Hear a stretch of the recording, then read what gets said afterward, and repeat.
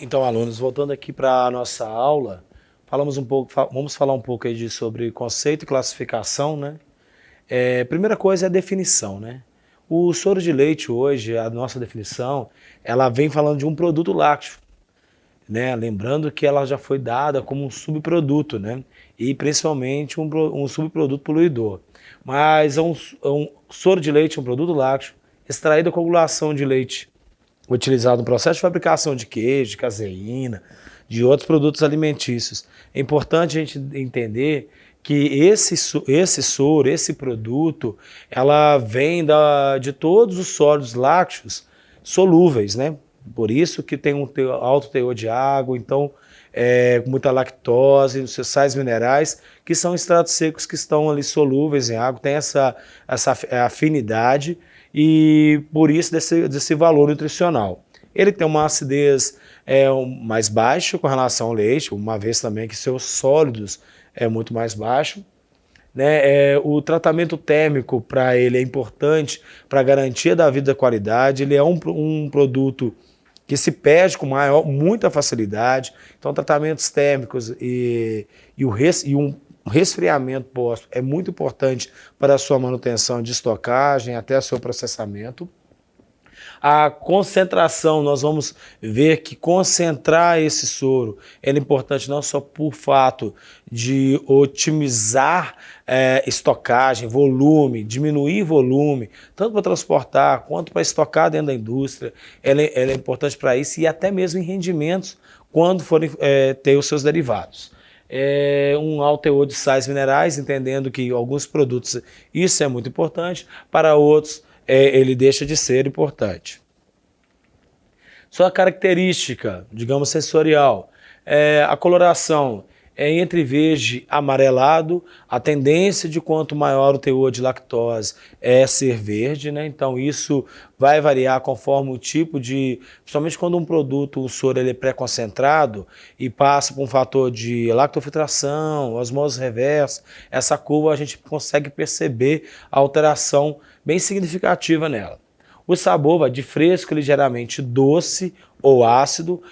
O doce, claro, a gente está falando do açúcar do leite, a tendência desse sabor predominar. O ácido que vai depender do tipo de geração que esse soro teve.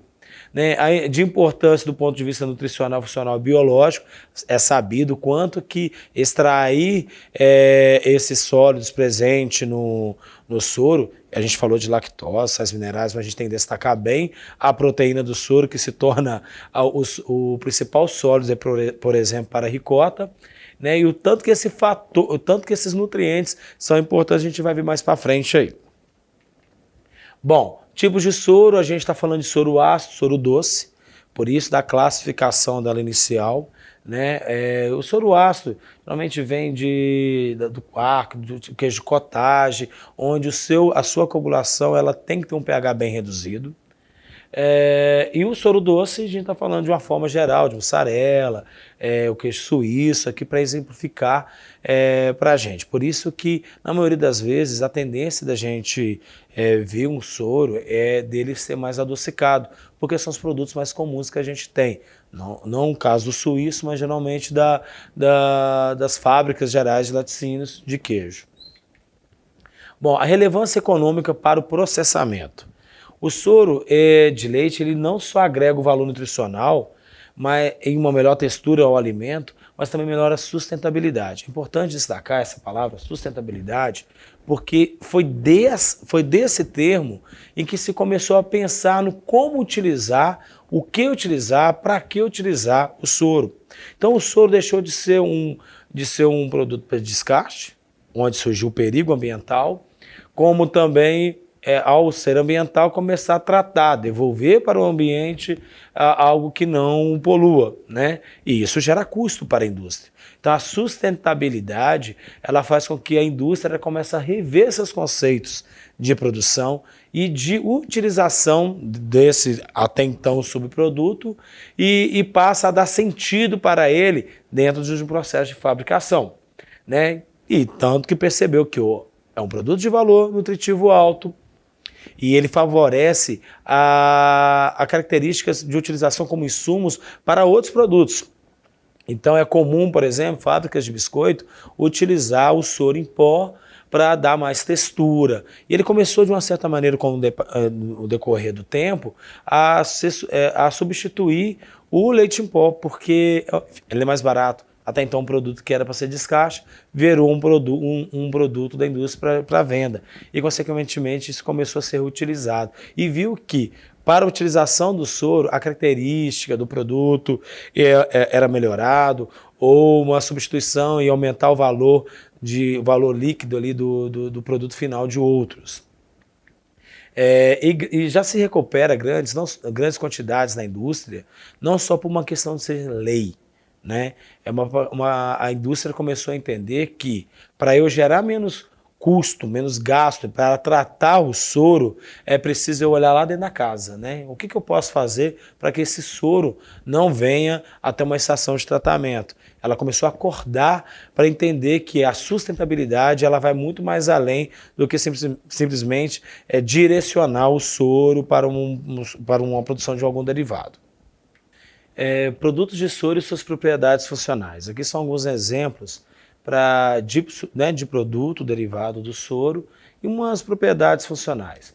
O soro em pó, né, ele proporciona desenvolvimento de cor, sabor, utilizado em indústrias de sorvete, as bebidas e biscoitos, né, igual eu já citei, e adição de sólidos para um sentido de rendimento, né, de render produto. Por exemplo, a bebida láctea é muito comum hoje utilizar o soro em pó, até mesmo pelo transporte, até mesmo pela facilidade de manipulação dentro da indústria. Né? Os concentrados proteicos, né, os whey proteins da vida, aí nós estamos falando aí de 34% de proteína, outros com 80% de proteína. Isso vai depender da forma que ele é concentrado, né? Geralmente não, por membranas de concentração. E a lactose, né, a retenção de umidade é agente texturizante, né? Também com uma funcionalidade meio típica do que é do soro em pó, uma vez que seu principal composto é a lactose e também a proteína do soro. Relevância nutricional do soro de leite. É importante destacar o seguinte: contém mais da metade dos sólidos presentes do leite integral original, né, incluindo aí os hidrossolúveis, e que é a maioria a lactose, proteína do soro, minerais e vitaminas. É importante a gente distinguir as proteínas do leite e aquelas que estão presentes no soro. Então a gente está falando de caseína, do queijo, a massa do queijo, e a proteína do soro, né, a ricota, para a gente poder distinguir bem melhor, entender onde cada uma está e o que é rico no soro de leite. Essa proteína do soro, né, ela é de alta qualidade, ela não é deficiente em nenhum tipo de aminoácido, um elevado conteúdo de lisina e triptofano. A composição nutricional do soro, aqui é um parâmetro, uma tabela onde a gente mostra a concentração do leite, né, cada constituinte, e do que é a concentração do soro. Então, por exemplo, enquanto a caseína ela tem 2,8% presente no leite, estamos falando que no soro ela é zero, dentro daquilo que a gente falou. A caseína vai para o queijo, ela não tem essa afinidade com a água, portanto ela está zerada na sua concentração lá no soro. Proteínas de uma forma geral, 3,7 e 0,9, onde esse 0,9 estamos falando aí de proteína do soro. Gordura, 3,7, 0,04% no soro. Essa gordura é muito questão de residual mesmo do processo da fabricação do queijo. Inclusive, até um fator de perda, de rendimento do queijo, é o dicionamento, é o teor de gordura que tem no soro. Quanto maior o teor de soro, menor o rendimento. Cinzas, de uma certa maneira, a gente está falando que ela vai toda para o soro, 0,7%. A lactose, toda para o soro. E sólidos totais de 12,8%. Aí, claro que vai variar, é um outro conteúdo que podemos falar que varia, né? O leite varia dos seus sólidos, no soro de 6,35%. A umidade, 87,2%, né, e a diferença entre os sólidos totais, e 93,5%, ou seja, 93,5% do soro, mais ou menos, né, tem uma variação aceitável, é composto de água. Bom, economia e custo de tratamento de efluente.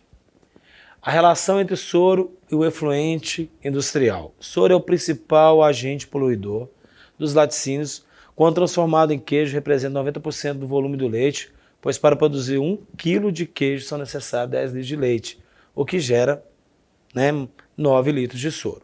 Bom, o soro é tido como o vilão, é o poluente, é o que gera despesa para a indústria.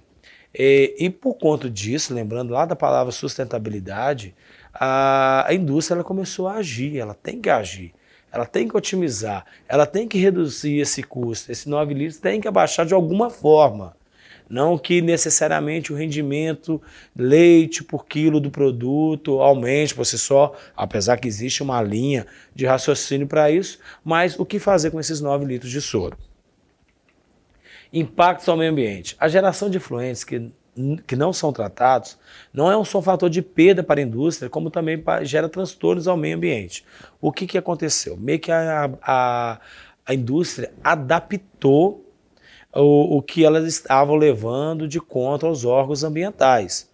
Né? Então, para a indústria por si só, dentro de uma mentalidade não moderna, digamos assim, poluir por poluir, para ela não é problema dela, vira problema dos órgãos. Aí é onde vem o embate. Por isso é muito pesado, é muito forte a cobrança ambiental, e foi a partir disso que a modernidade, o amadurecimento da indústria perante esse assunto fez com que achasse caminhos diferentes, caminhos, oportunidades, digamos assim, para que pudesse reaproveitar o soro, utilizar e, claro, diminuir perdas. É importante a gente destacar que efluente não é só o soro, ele é o vilão, né? Principalmente quem o gera.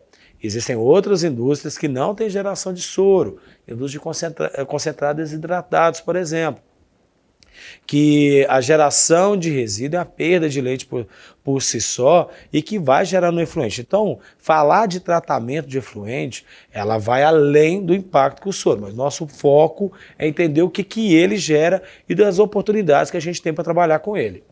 Né? Então, a questão da poluição do lençol freático, contaminação dos rios, morte de peixes, mau cheiro do ambiente, transtorno com vizinhos, isso aqui são os impactos, né? Alguns dos impactos gerados pelo não tratamento, pela não devolução ao ambiente de algo que não foi sustentável ali para a indústria e meio ambiente.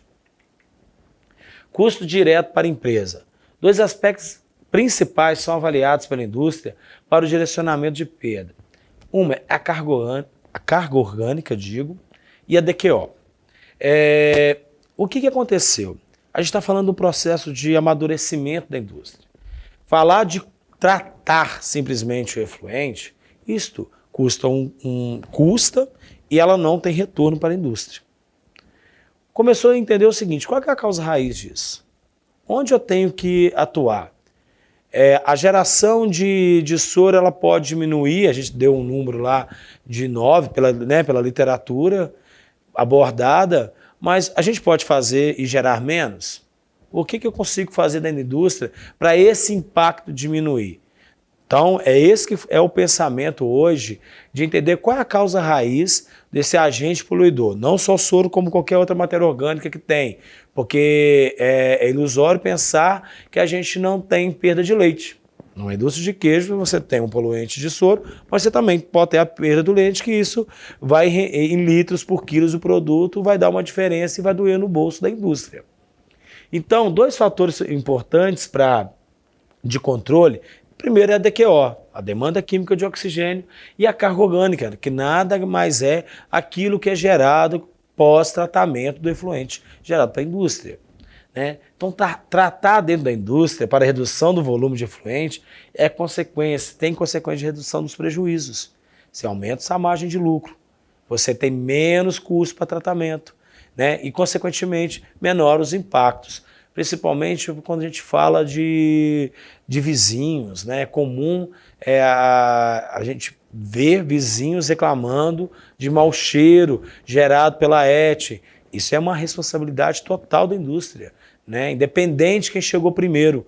É importante entender que o ambiente ele é comum a todos e ser saudável para todos, digamos assim. Então, tratar de efluente tem um custo elevado, né, muito elevado para a indústria. A DQO ela vai variar conforme o tipo de indústria, mesmo sendo em laticínios. O que eu quero dizer com isso? Se a indústria é de queijos, se a indústria é de concentrado desidratado, que só faz o iogurte, enfim, isso vai depender da demanda de residual gerado para cada finalidade, para cada tipo de indústria. Então, por exemplo, podemos falar que numa indústria comum tem uma DQO de 2.400, mas também podemos falar de 3.500 e isso ser considerado normal para aquela indústria. Mas é claro que tratar como normal é a gente não conseguir ver o horizonte de buscar alternativas para cada vez mais reduzir. Relação direta com o rendimento de seus produtos. Então, é óbvio, quanto maior a DQO, maior a geração de carga orgânica, maior é a perda que está acontecendo lá dentro da indústria. Por isso que a causa raiz não é ter um melhor tratamento, né? Estou tratando mal meu efluente, eu tenho que gerar menos efluente. Bom, vamos para a prática para a gente entender. Eu trouxe aqui um exemplo que hoje está começando a se desenvolver dentro da indústria, que é a relação de carga orgânica com o que eu estou perdendo. Nossa matéria-prima, nesse contexto, é o leite, que gera o produto soro de leite. Para vocês terem uma ideia, vamos supor que um laticínios específico em queijos produz uma carga orgânica de 1.000 quilos dia, o que pode representar cerca de 3.500 gramas por ml, né, de DQO, sendo que desses 1.000 quilos dia, 75% dele é gordura pura. Quanto de leite foi perdido aproximadamente? É claro que quando a gente vê gordura, 75% de gordura, é preferível a gente tratar que essa gordura vem diretamente do leite. Isso, né, é tratar, no caso extremo, gerar ações para sanar. É óbvio que dentro de 75% tem outro tipo de geração de gordura, porque a estação de tratamento de efluente não está voltada só para tratamento da indústria. Tem outros tipos de resíduo, né, de banheiros e por aí vai. Mas vamos considerar essa pureza como totalmente do leite. Então pause aí, tenta resolver esse exercício que já já a gente volta com a resposta.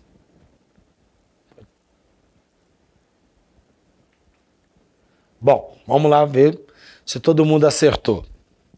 Bom, vamos considerar aqui que os sólidos do leite, ele tem aproximadamente 12,5%. É claro que isso vai variar. Quem tiver usado aí 12,8%, mas o importante é o raciocínio estar coerente com o cálculo, beleza? Mas vamos supor que é 12,5%. A pureza de gordura da carga orgânica gerada, né, é 75%. Ou seja, daqueles 1.000 quilos gerados de carga orgânica, 75% dele é gordura pura e que vem do leite. Como que funciona o cálculo? Então, 1.000 quilos de carga orgânica corresponde a 75% de pureza de gordura, entendendo que essa gordura veio toda do leite. Né? Quantos quilos de leite, pela relação de massa a massa, eu vou ter na geração de 1.000 quilos de carga orgânica? É claro o seguinte, como a gente está falando de fator de concentração e conversão, é entender que é o seguinte, para eu gerar 1.000 quilos de carga orgânica, eu tenho um volume muito grande, um volume de leite muito alto para poder gerar essa quantidade. Por isso que a relação, a conta, é uma regra de 3 inversa. Né? Então eu venho 1.000 quilos de carga orgânica, vezes os 75% de pureza, dividido pelos sólidos que eu considerei que é 12,5%, eu estou gerando aqui 6.000 quilos de leite. Isso, gente, é uma realidade muito grande das indústrias. E 6.000 quilos de leite aqui, dia. Então multiplica isso pelo valor do leite, por 30 dias e por 12 meses. Olha o grande impacto que tem aí. Então, ao fazer essas contas, ao entender o prejuízo, que hoje a DQO e a carga orgânica se tornou um dos principais indicadores de qualquer gestor lá dentro da indústria. Espero que vocês tenham entendido o processo e o exercício da prática e voltamos daqui a pouco. Avalie a nossa aula aí.